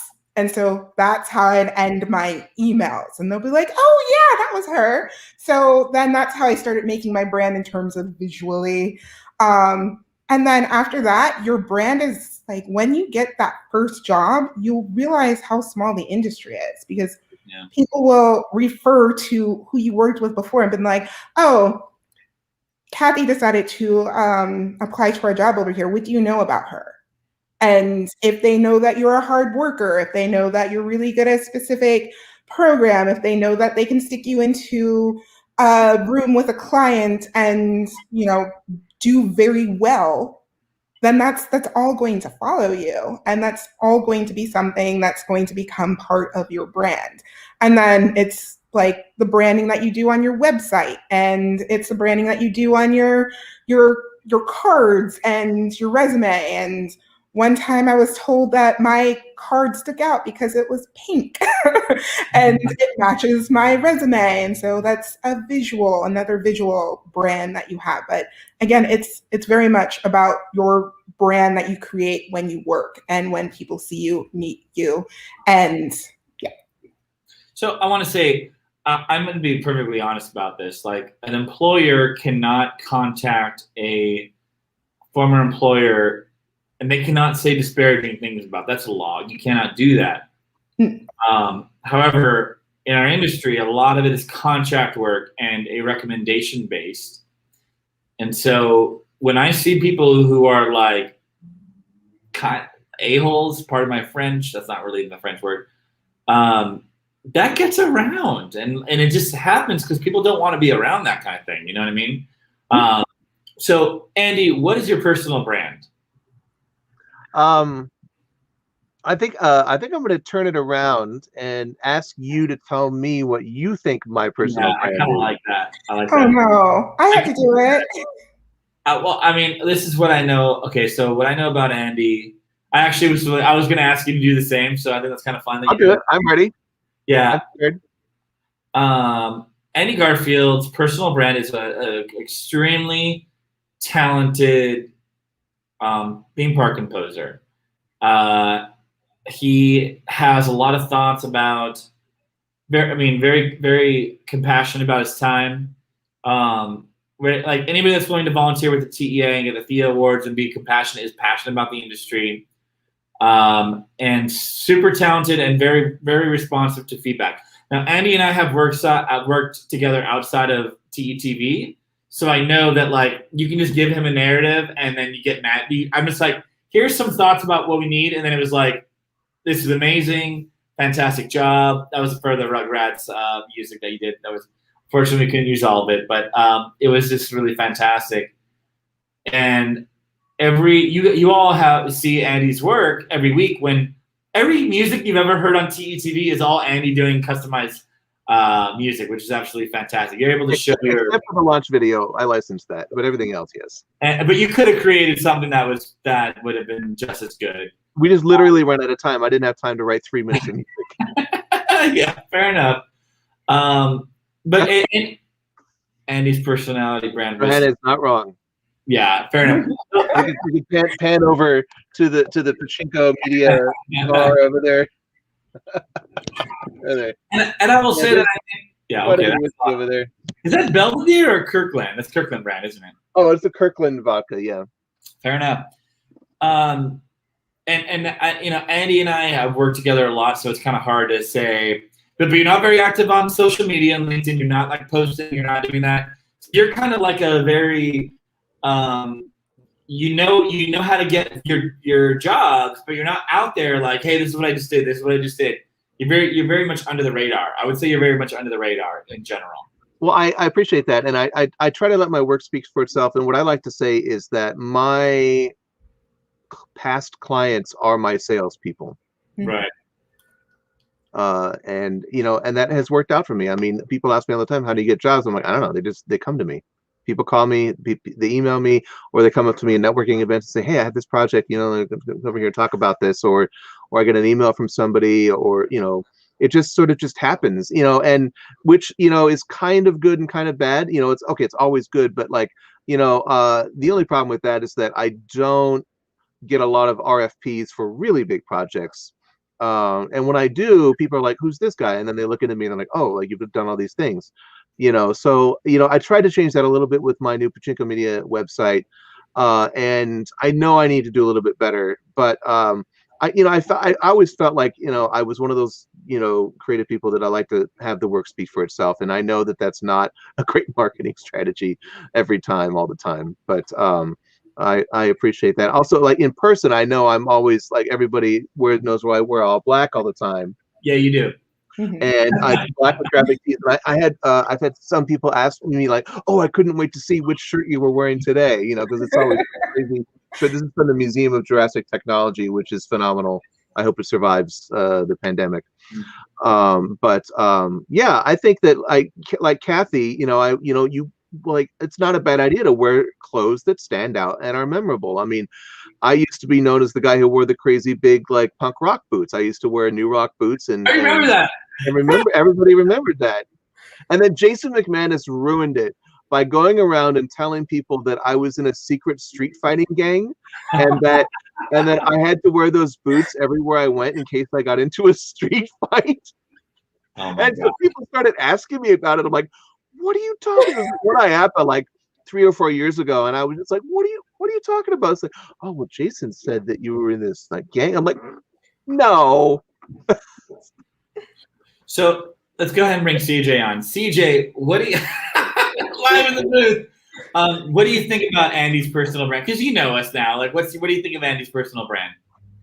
That's our producer, by the way. Everybody. Welcome, CJ. Thank you for doing it. Hi, everyone. Yeah, I'm CJ. So I guess I've never worked with Andy outside of TeeTV. So from TeeTV, I think Andy's personal brand is, like he said, on the backstage side, you're not going to see Andy post a ton, but every single guest we come on always says, oh, everything Andy does is amazing. I've only heard compliments about Andy's work. So from that, I'd say it's very similar to what he said. He lets the people do the work for him. Love it. Well, there you go. CJ, we'll put you back in the tech booth. CJ, fantastic. CJ, it should be mentioned, is a mechanical engineering graduate like you, Kathy, from UCLA. Mm-hmm. Yeah, absolutely. So yeah, personal brand is important. All right, I'm going to put it out. Andy, go ahead. Kathy, feel free to jump in. What is Patrick Kling's personal brand? Kathy, you go first. We just talked a lot. Oh, okay. So I feel like Patrick's personal brand is definitely bringing people together. I feel like that's definitely part of his personal brand, and bringing you into, oh, I forgot who said this, into the Klingiverse. Yes, So, exactly. Yeah. Yeah, I feel like that's your personal brand, and you're generally very happy and bubbly and personable and whimsical. So that's how Whimsical. I'll take it. I And what say you? You can't talk about Patrick Kling without mentioning the Klingiverse. I still want to make T-shirts that say like, sucked into the Klingiverse or part of the Klingiverse. It's a real thing. I mean, it is a real thing. The Klingiverse is more of a solar system with you at the center as the bright sun, and all of the people orbiting around you, happily, I might add. I mean, you are, as Ty Granaroli would call you, a connector. You are a connector. Patrick Starr. No, you are a fantastic connector of people and ideas, and what's funny is that I don't really know you from your work as a associate art director at Nickelodeon. That's right, is associate art director, right? That's my title, not what I do, but it's all good. I do know for sure that you do much more than that. You are not just your title. We still love you. Yeah. There we go. No, I mean, I'm sure you do great work as an associate art director. You're very smart and talented, and more importantly, you have good taste, and you know what's good, which is, I think, a very underrated creative skill. I think, whenever I talk to creative people, I always say you need to constantly be developing your taste level, just, as a creative person, so you know what's good. And I know you love to have a good time. I know you love, to have fun with people and to make sure other people are having fun. And I don't just mean like drinking and stuff, but like, I know that you like to have a good time, and you're a fun person. And I think that's an integral part of your brand as well. You like fun and you like creating fun. And that's, I think, at the end of the day, what we all do as people in themed entertainment is we create fun. No, I appreciate that. I'm blushing here. I really appreciate that. But it's interesting because like you are who you are, So when we ask questions about like how do you get through talking to people, and it's easy to say just walk up to somebody and talk to them. We know that's so hard. So I want to understand that. It's hard to do that. So I thought you had a really great comment about just buddy system, right? Powers and numbers. Hey, I'm going to introduce the people that I know here at this party, and you're going to introduce the people that I know at this party, and just do that. I think it's important. And networking is just, I just enjoy learning about the industry. So I generally like to see what people do, no matter what people are doing, whether they're working at Universal Creative or they're working at a company that's doing ticketing. I just love the industry. I love all aspects of the industry, which I think is so important, that we all have that. So that was a fun conversation about personal brand. I thought, and I'll always hear people talk about me. I thought it was cool. What's up next, Andy? What's the next question? Oh, we got some fun questions. Oh, yeah, I think networking no-nos is a good one. Oh, I love that. Yeah. Yeah, like what are some obvious and not so obvious networking no-nos, Kathy? Okay, so obvious ones. If you do decide to have a one-on-one conversation with someone, don't be late without giving a warning first, and don't be a no-show.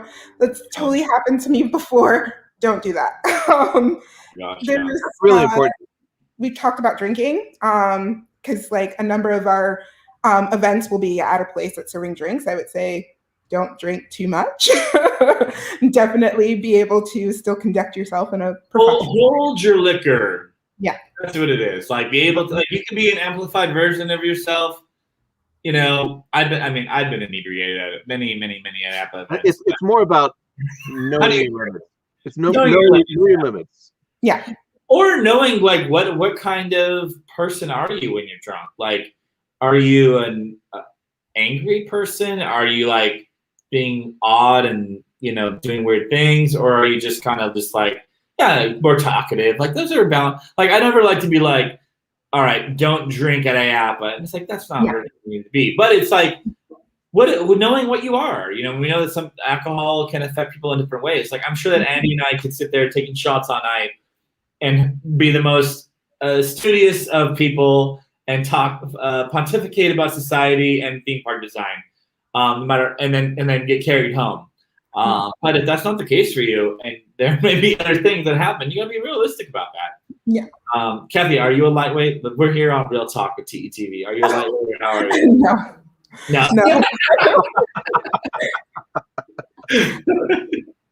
Fair enough. No, so continue. I thought that was good. I just wanted to kind of comment on that. Yeah. It's just being able to still conduct yourself in a professional manner within TA. Somebody had brought up Johanna. Oh, hi, Johanna. Not handing out your business card within 20 seconds of the conversation. That should be one of the things that you hand over after your conversation as it's concluding.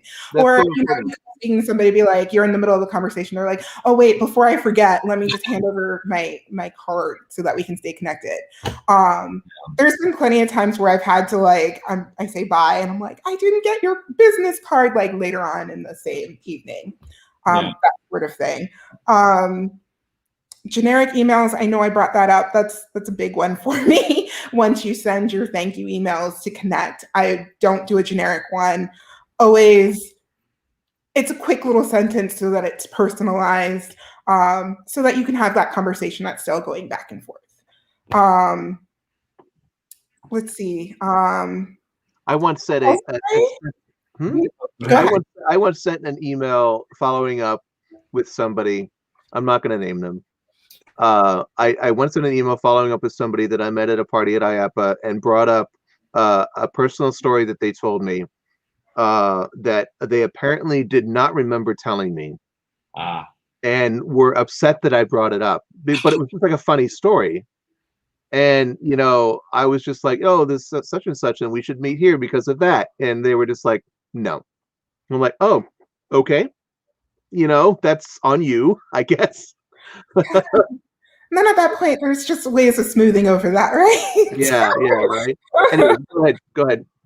Oh, not networking with other people who are like incoming or who are on the same level as you, because it's about networking with the people who are actually going to be your coworkers, right? So, I mean, I know when I first entered, I'm like, why am I going to need to know all the students? And then I still became friends with all the students, and I'm like, oh, I'm so glad that I did, because now these are the people I'm working with on a daily basis. And let's see here.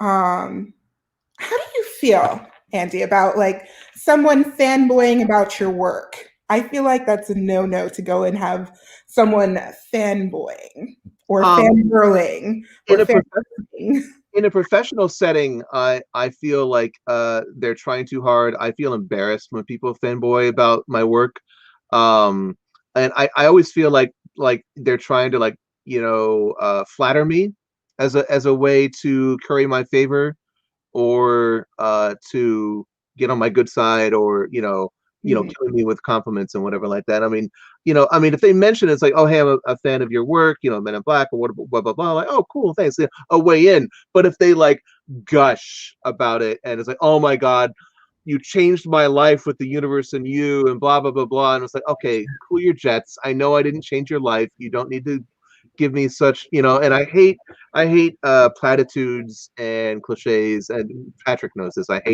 hate insincerity and platitudes. Oh, Johanna Hatchet, yeah, that's my the secret that we don't talk about on TETV. All the horror movies that I scored.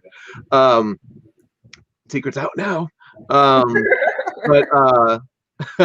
yeah, I mean, it's awkward, if there's gushing fanboying or fangirling.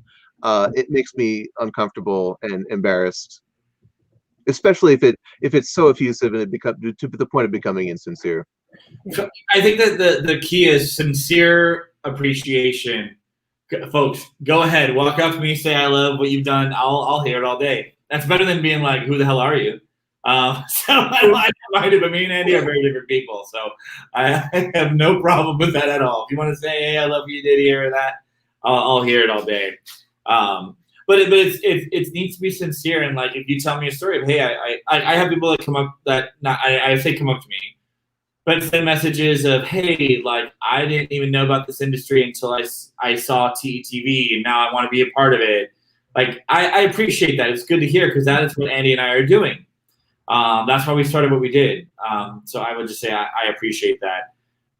Sorry, so that wasn't the topic at hand, but I just wanted to come in here and turn my camera back on. And I'm sorry, I got a Heineken, folks. I'm having another Heineken. and Johanna, it's okay. It's public knowledge. Most people, if you look into me, that's the first thing that comes up. So, Andy, did you say your public, what you thought about networking known-as? Yeah, I brought that up. Yeah, we're still talking about networking known-as. Did I? Oh, Yeah. Do I have any networking known-as? Yeah. Kathy, are you done with your list? I don't want to interrupt you. Okay, networking known-as. You had some really good ones. And Johanna brought up the really good one. Give your, and we talked about that. Give your business card at the end of the conversation as a parting gift. Networking no-nos. That we haven't already talked about. I can go, Andy, if you need time to think. No. I would say being too eager on social media.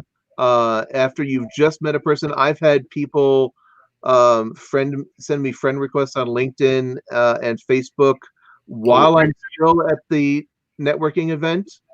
Yeah. You know, and like that just is like, okay, you know, that's a little, you know, overly attached girlfriend of you, you know, and you know, I would say at least wait a day or so.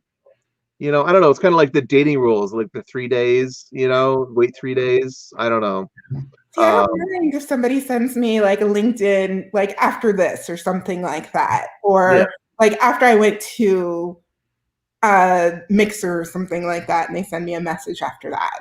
You know? It doesn't really bother me like if it's next day.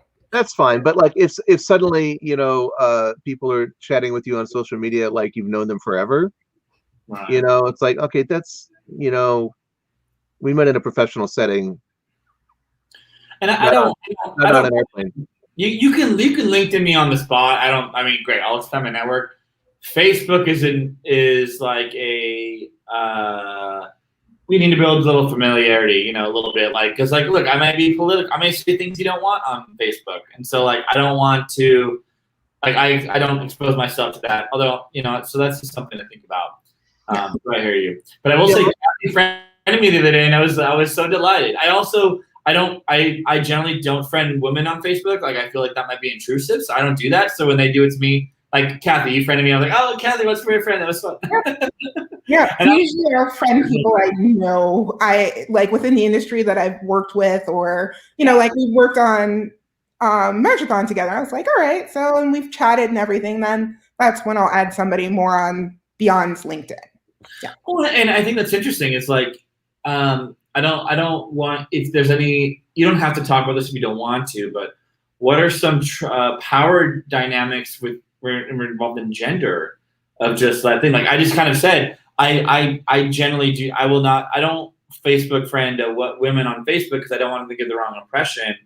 Do you have any things about that you're willing to share for men out there when if they're overbearing or if they're whatever, if they're inappropriate? Do you have any thoughts about that? So generally speaking, if somebody's being inappropriate, I will let them know if I'm standing there and they say something very inappropriate to me. It's happened to me before. I will fully say that. Don't, like, I've had messages come in that have been very rude, or something that's made me incredibly uncomfortable for whatever reasons. There's multiples that are out there. I say just don't, if you wouldn't send it to your mother, don't send it to somebody else. So yeah. Yeah, that's like, you know, don't write an email that you wouldn't want printed on the front page of the New York Times. Mm-hmm. Yeah, any email can be forwarded, and sometimes I try not to. If I'm going to write a shitty email, I'll say, can we talk about this? And I'll do it over a phone call or whatever it is. 'Cause usually you need to wrap your head around what the situation is and all that. And that goes to the same. I'm so sorry you've had to deal with that. It's just natural. And, you know, for why we have this platform is that we can talk about these issues of, you know, and I don't want to go into trauma or whatever you had. Like, that's not what we're here to do. But it's a real part of the industry in general. So for me, my no-nos. no-nos are, no. I want, there's a balance between you following up with me the next day and I don't hear from you after 8 months of me talking to the first time. Like I'm happy to keep talking to people and say, hey, let's chat about the next thing, and all sorts of ways of handling that. Yeah, if you are getting carried out of a networking event and you are belligerent, that's not good at all. There should be no. You should be able to not do that. What are you talking about? Yeah, a party and you're being, like you're not functional. That's not good. I think you need to be very respectful of people's boundaries. That if you're at a networking event or a business social event, that be very careful about romances and things like that.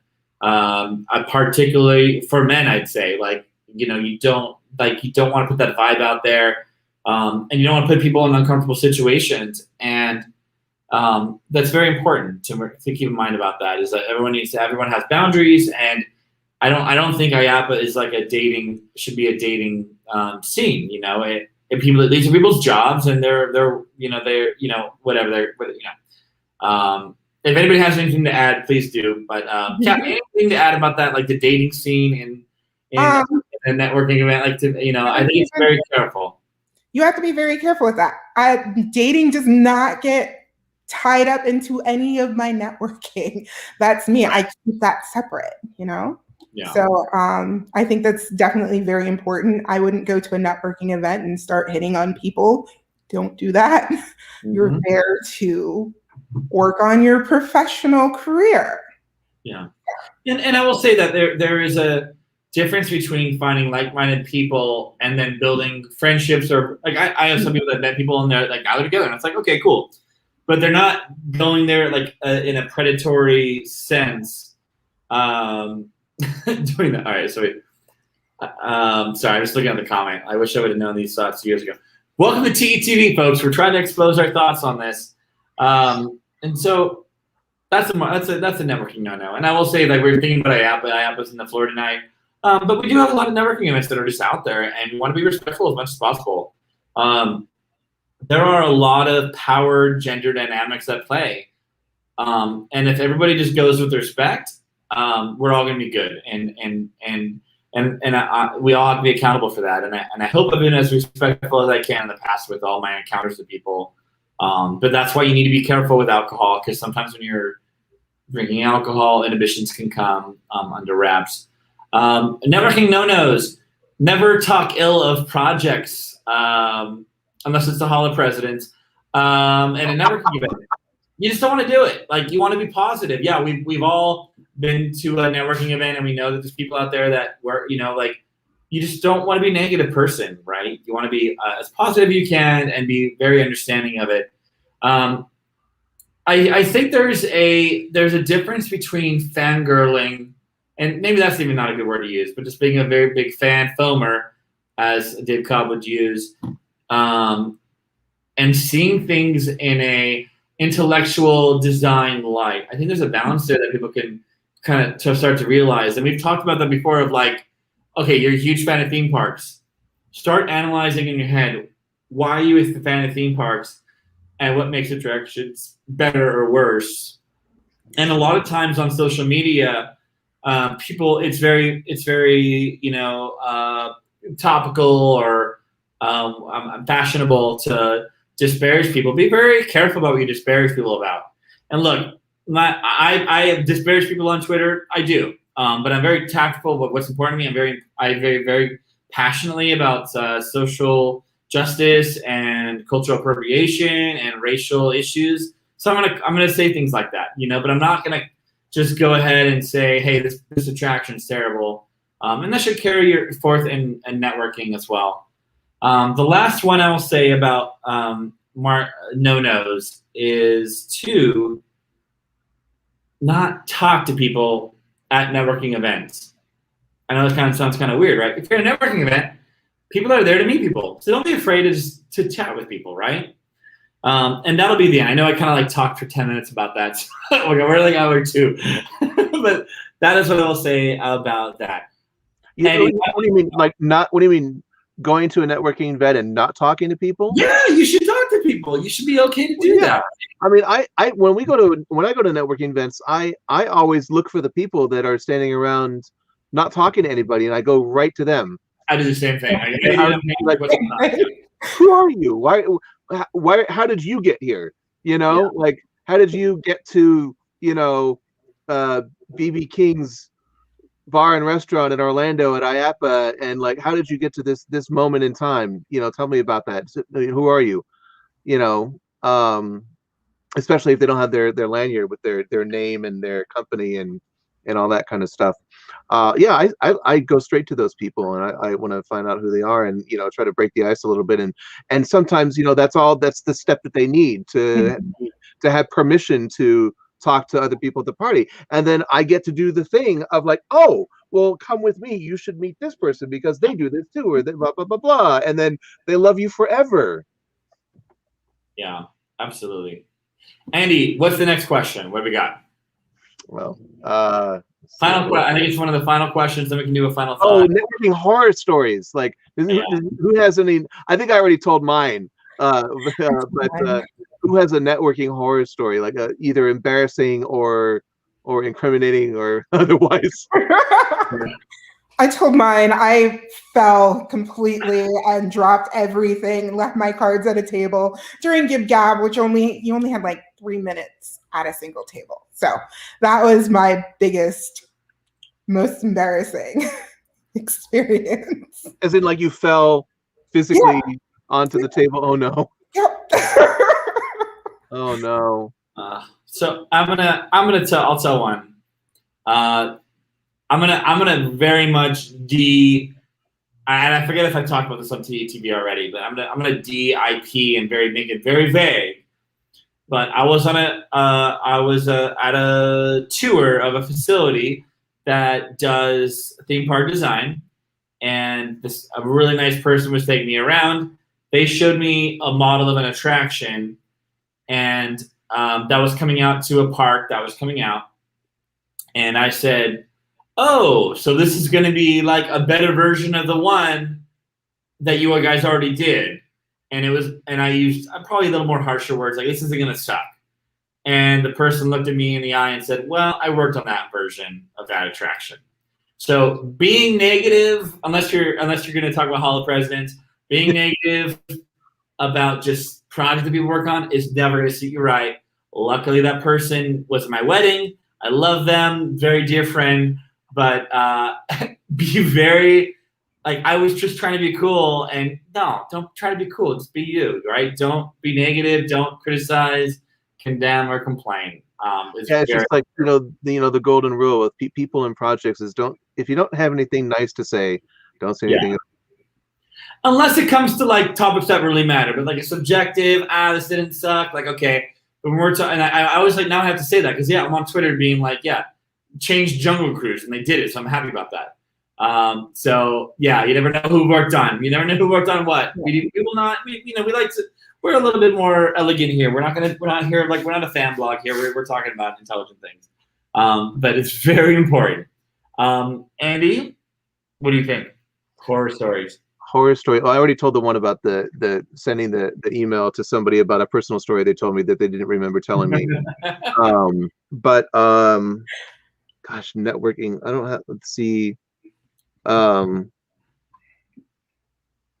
don't know. I'd like to think I haven't made any like gross errors in networking.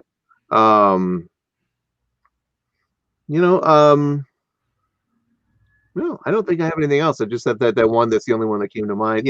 I will cop to definitely getting too drunk at IAPA parties. Yeah. Thankfully, I don't think my friends and I have a joke. Like when I get really drunk, that's when Quandy shows up. What does a really drunk Andy mean? Can you be honest about that? Like, I'm just like blackout. I mean, thankfully, I'm fun. I like to have fun, and everything's just fun and funny. But I just I'm not present anymore. But yeah, I mean, last IAPA I was really good. I was a lot. I instituted a couple of personal rules for drinking at IAPA, and I stuck to them. Yeah. Which is rule number one is no mixing. I'm Okay. not going to have whiskey at one party and wine at another party, or champagne or whatever like that. That is my ultimate downfall. So I was a lot better at that. In which case, I can go to the EXP party and put it away like no one's business. It is kind of, I mean, like, IAPA is going to be so different whenever it happens again, because it's like, now people know who we are. We're on this television show every week. So it's like, all right. All right. So I want to wrap up with the final question. So you talked to your partner. What is like one piece of advice you have? I have a good one of mine. I'll go to Kathy next. Just one tidbit, a pro tip, good piece of advice for people about networking. Be authentic. Yeah. That's really important. Yeah. Yeah, that's what I was going to say. Andy, besides be authentic, what's another piece of advice you have? Be empathetic. I think be empathetic to people who may not be like you or have the kind of experience or privilege that you have. Whether it's a person of color or anything like that, or somebody younger than you, or like for me, most people are younger than me, and it's I think being open to open yourself up to them and be willing to accept the same from them. If you ask them what their story is, and if they say oh well, I was an orphan and blah blah blah, they have this whole story. It's like, oh wow, okay. I mean, not that that's happened, I'm just making this up, but like I think there's probably not enough empathy in the industry. So good. That was great, Andy. My pro tip for networking, folks, and write this down. This is the best piece of nugget you're going to hear from me in the next 30 seconds. Is whether you're in a coffee virtual face-to-face in a non-COVID world, or you are in a virtual world, towards the end of your conversation, when you're saying, thank you so much for talking to me, ask the person, are there two people that that you think would benefit from talking to me or me talking to them that share our interests? If you do that, you're going to build a split tree network of all sorts of people. So that is very important. And out of all my networking I've done and all the people I've talked to, I've yet to have somebody ask me that question at the end, and it's such a waste. Because I can think of two people that would benefit being able to talk to. So keep that in mind, and that is some sage advice for all of you. That's a really good one. Yeah, it's so good. And like, I don't know how I came up with it or where it came from, but like, yeah, just ask because the best way to meet people is to get introduced, right? This person vouches for you that you're not totally crazy. Hey, Shannon, love you. Related, that makes me think of what my friend and I do when we go to Vegas. Is when we go to a new bar that's new to us, we ask the bartender, what are two other bars that you think we should go to because of these drinks that we like? And then we go to those bars, and generally they say, oh, talk to this person or talk to that person. And then sometimes, especially in Europe, they'll give you a drink to take to the bartender at that bar. Oh, and then they have to make you another drink. And so you could start this chain of delivering drinks to other bars for bartenders that know each other. So it's the same thing, but with bars. Yeah. Well, Kathy, this has been, I would say this has been a very, I know we've been going for 2 hours, but I feel like we can go for another hour. But we're going to, out of respect for you and your time, thank you so much for talking about networking. This is a fantastic event. To all of our people watching on Twitter and Facebook and YouTube, they appreciate it. I appreciate it. Yeah. So we'll see you in the green room in a few minutes for the TETV after dark green room area that's not nobody else can watch. But thank you so much for joining us. We appreciate it very much. Let's go ahead and thanks, Kathy. Let's go ahead and talk about something very important, folks. So if you're not subscribed to our newsletter, go ahead and stop what you're doing. Go to themedexperiencetv.com and subscribe to our newsletter. But if you are not on our newsletter, you would not know that we made a big announcement today. We are celebrating Black History Month in the month of February. And I want to have a very real conversation about that, which is to say, we are not trying to be performative with it. We are authentically celebrating Black voices in the industry. We know that this is a struggle that we have as an industry of celebrating diversity and how to handle it. But what we did do is we got a committee together from people in our network, and they've really thoughtfully put together guidelines of how we can do it.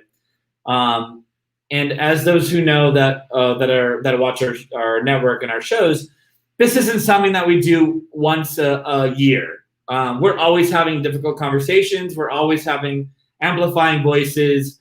If you look at our previous episodes, we're going to see that this is just part of our DNA at TETV. But since the national attention is going to focus on that, starting next Monday, February 1st, we are celebrating Black History Month, and I'm really excited about it. We're going to be celebrating Black voices who own businesses, unsung heroes. All of our programming is going to switch to focus that, including a TETV special that should be airing on Monday. We're working out the details. There's a lot of thought that's been put into it, but we're really excited. Andy, do you have anything to add before we play the video? No, I would just want to echo you and say I'm really excited about it. Of an incredible group of people that have been leading the efforts on this on the network. You know, like you mentioned, we have like over 24 volunteers, and from all walks of life, all races and creeds and everything like that. And I love that. I love our diversity in our volunteers, and we've just had some really, really great, wonderful guidance. And I'm really excited to see, hear a lot of really great stories and meet a lot of great people and learn a lot about, the Black experience in our industry and out of our industry. So, I mean, that's the whole point of TETV for me. Is I like learning about stuff and learning about people, learning from people. That's what I get out of it. So that's what I'm looking forward to most. Well, as always, Andy put a great little promo together. Let's watch it, and then we'll see you on the other side.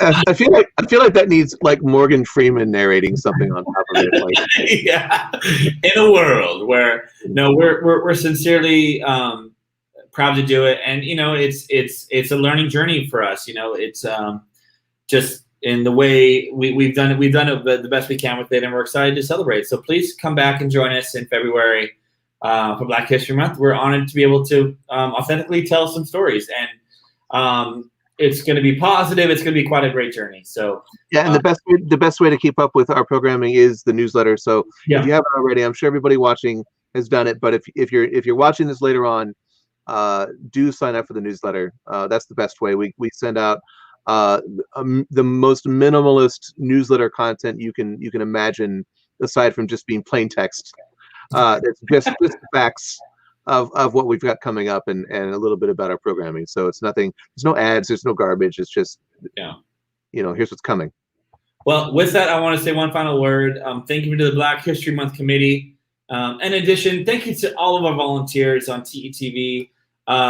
It's actually overwhelming to have, over 24 people that are working with us and collaborating on this effort to spread the word about the entertainment, have the interesting discussions. And it's only going to get more and more. And there are so many things in the works. It's almost like it's crazy. So we're still thankful to all of you. I can't name you off because we're out of time. But with that, thank you for joining us today. And thank you so much to Kathy Dixon for being such a fabulous guest, talking about an important topic. TETV will be back Monday, most likely with that TETV Black History special. So we're looking forward to that. And other than that, have a great night, everybody. Thanks, everyone.